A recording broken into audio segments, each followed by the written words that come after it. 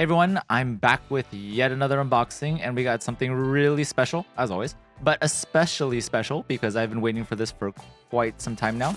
Today, we are unboxing a 1/7 ALBEDO Gyoso figure by Craft Egg, which is under what they call a iDELiTE figure line. I pre-ordered this back in April 2023 when this was originally going to be released early February 2024.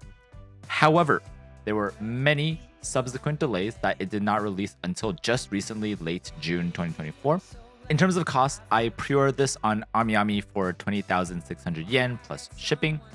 Back when I pre-ordered this, the exchange rate for USD to yen was 1 to 135, so the estimated cost in USD was about $210 plus shipping costs. Luckily for me, the exchange rate has gone very favorably for the dollar, that I saved a little more than $30 or around 15% of the initial estimate when it finally came out in late June. I also just recently found out that if I had pre-ordered through the iDELiTE figure page, I would have received a bonus faceplate. So unfortunately, this unboxing will not have that, which is fine. Anyways, enough of me yapping. Let's get to the actual unboxing. So some initial impressions of the box. It's very simple. It's basically the different stock images on every side, so you don't actually get to see what the inside figure which might look like, which is a bit unfortunate.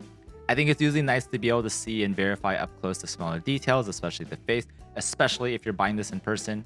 I think oftentimes the stock images aren't always 100% accurate to the actual face that you will end up seeing.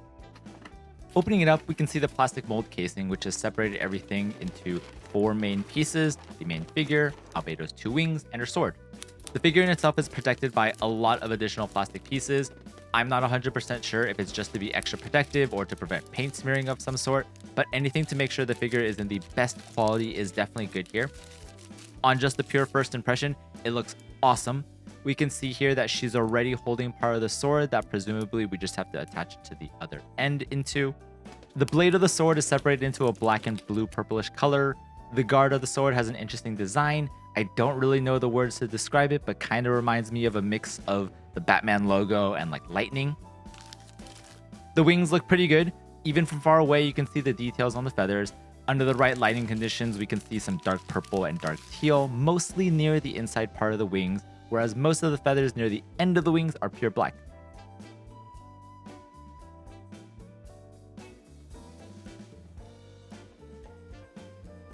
In terms of assembly, I realized that it was a mistake to put the sword in first. This made it more difficult for me to figure out how to put the wings in without accidentally bending or breaking the sword, so just keep that in mind if you ever get this.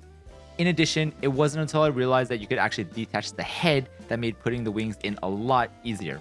I had a lot of trouble at first trying to make sure I didn't need to bend or mess with the hair because that was blocking the angle at which I was supposed to put the wings in. So once I figured that out, it was pretty straightforward. Alright, so onto reviewing the actual whole figure itself. I know it sounds cliche and generic, but the figure looks pretty good, especially as it gives off this mix of a majestic and sexy vibe.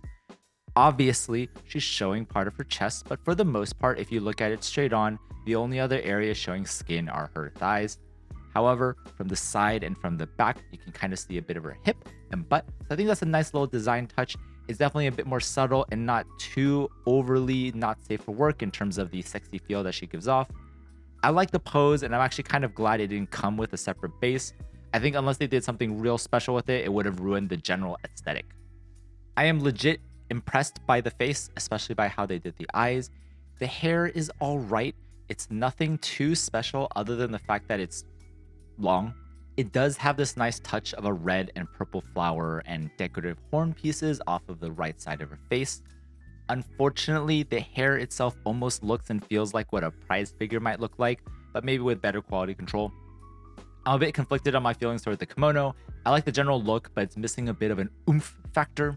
As you might have noticed, probably the most unique part of the kimono is under her right arm, which features who I'm guessing is supposed to be Ain's, but could just be any generic undead skeleton for all I know.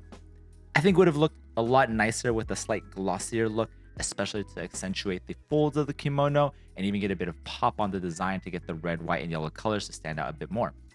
It almost feels like this was the compromise that was made to make the price not too crazy, but I think for this figure, honestly, an extra $30 or $40 for that would have been well worth it, especially as the kimono is a central part of the look.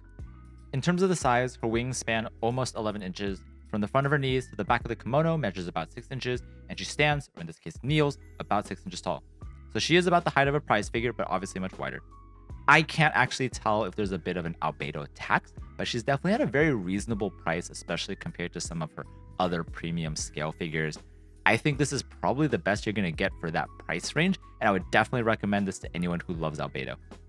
All right, that's the end of the video. Please let me know what you think in the comments below, and don't forget to like and subscribe. See you next time.